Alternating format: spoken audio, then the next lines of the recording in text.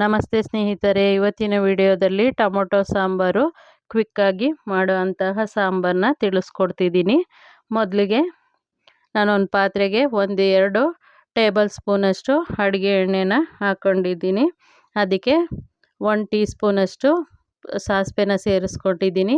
ಆನಂತರ 1 ಬೆಳ್ಳುಳ್ಳಿ ಸಣ್ಣದಾಗಿ ಕಟ್ ಮಾಡಿ ಹಾಕ್ಕೊಂಡಿದ್ದೀನಿ. ಹಾಗೆ ಕರಿಬೇವು, ಆನಂತರ 1 ಬೌಲಷ್ಟು ಸಾಂಬಾರು ಈರುಳ್ಳಿನ ಬಿಡಿಸಿಟ್ಕೊಂಡಿದ್ದೀನಿ, ಅದನ್ನು ಸೇರಿಸ್ಕೊಳ್ತೀನಿ.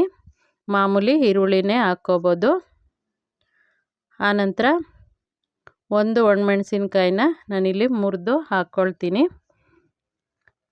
ಇದು ಚೆನ್ನಾಗಿ ಸ್ವಲ್ಪ ಒಂದು ಅರ್ಧ ಭಾಗ ಬೆಂದ ನಂತರ ನಾನು 4 ಟೊಮೊಟೊ ಟೊಮೊಟೊ ತೊಗೊಂಡಿದ್ದೀನಿ. ಹಾಗಾಗಿ 4 ತೊಗೊಂಡಿದ್ದೀನಿ. ನಾಟಿದಾದರೆ 2 ಅಥವಾ 3 ಟೊಮೊಟೊ ಸಾಕಾಗುತ್ತೆ. ಅದನ್ನು ಸೇರಿಸ್ಕೋಬೇಕು.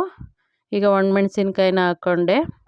ಆನಂತರ ಟೊಮೊಟೊ 4 ಸಣ್ಣದಾಗಿ ಕಟ್ ಮಾಡ್ಕೊಂಡಿರೋದನ್ನು ಸೇರಿಸ್ಕೊಳ್ತೀನಿ.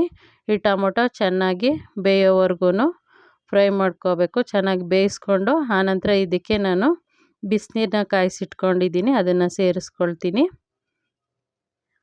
ಇದಕ್ಕೆ ಸ್ವಲ್ಪ ಕೊತ್ತಂಬರಿ ಸೊಪ್ಪನ್ನು ಸೇರಿಸ್ಕೊಳ್ತೀನಿ. ಇದನ್ನು ಕೊನೆಯಲ್ಲಾದ್ರೂ ಹಾಕ್ಕೋಬೋದು.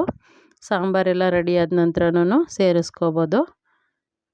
ಈ ರೀತಿ ಟೊಮೊಟೊ ಚೆನ್ನಾಗಿ ಬೆಂದಾಗ ನಾನಿಲ್ಲಿ ನೀರನ್ನ ಸೇರಿಸ್ಕೊಳ್ತೀನಿ. ನಮಗೆ ಎಷ್ಟು ಸಾಂಬಾರು ಅಳತೆ ಬೇಕೋ ಅಷ್ಟು ಸಾಂಬಾರಿಗೆ ನಾನು ನೀರನ್ನ ಸೇರಿಸ್ಕೊಳ್ತೀನಿ. ಇವಾಗ ನಾನು ಸಾಂಬಾರು ಪುಡಿನ 1.5 ಸ್ಪೂನಷ್ಟು ಹಾಕ್ಕೊಂಡಿದ್ದೀನಿ. ಅದು ವಿಡಿಯೋ ಸ್ಕಿಪ್ ಆಗಿದೆ. ಸಾಂಬಾರು ಪುಡಿ ಹಾಕಿದ ನಂತರ ರುಚಿಗೆ ತಕ್ಕಷ್ಟು ಅರಳುಪ್ಪನ್ನ ಸೇರಿಸ್ಕೊಂಡಿದ್ದೀನಿ. ಇಷ್ಟು ಹಾಕ್ಕೊಂಡ್ರೆ ಟೊಮೊಟೊ ಸಾಂಬಾರು ರೆಡಿಯಾಗುತ್ತೆ. ಯಾವುದೇ ರುಬ್ಬೋ ಕೆಲಸ ಇರೋದಿಲ್ಲ. ಒಂದು ಸರಿ ಟ್ರೈ ಮಾಡಿ. ಧನ್ಯವಾದಗಳು.